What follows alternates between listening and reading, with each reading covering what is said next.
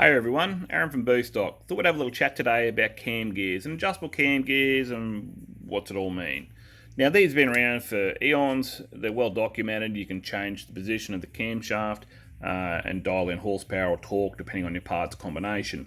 A lot of people get to the VCT on the RB25 Neo and they lose their minds. Well, I gotcha. I make a little kit that comes with the 4 bolts, a drill bit, and this adapter ink goes in the back, which becomes invisible. It allows you 15 degrees of adjustment on the intake cam.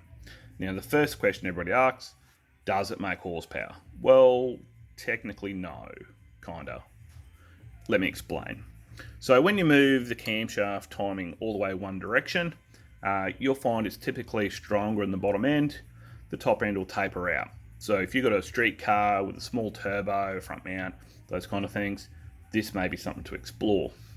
If you have a bigger turbo, tubular exhaust manifold, more boost, maybe a different intake manifold, you may want to explore this option. It's a little bit lazier in the bottom end, typically 200 RPM, sometimes a little bit more, but the top end comes on nice and strong and typically helps carry the power to redline. I'm not saying it will in your combination, but that's typically generalized how it sort of works. And you can find anywhere in the middle to adjust it. If you have a look at my website, you'll see a dyno tune printout where we've moved it from position A to position B. We didn't do anything in the middle. We didn't adjust this. It just focused on what the power curve would look like on that budget build and how that bent the power curve. Think of it more of a pivot point around the 5200 RPM area where it sort of seesaws, teeter-totters for you American guys, the power. If you favour one side, the other side changes, and conversely, if you flip it the other way, it doesn't technically make horsepower, but it can help carry the horsepower on the top end. So it's a good little kit. I do stress though, if you've got some big high lift cams and some compression with forged pistons and that kind of setup, have a talk to your engine builder before you install the kit.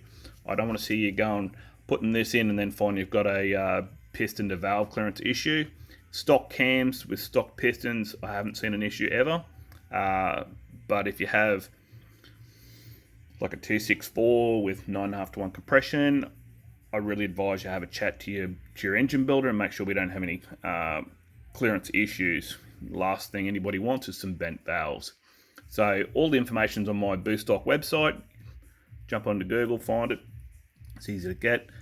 This is in the engine section. I might even add a link into the description.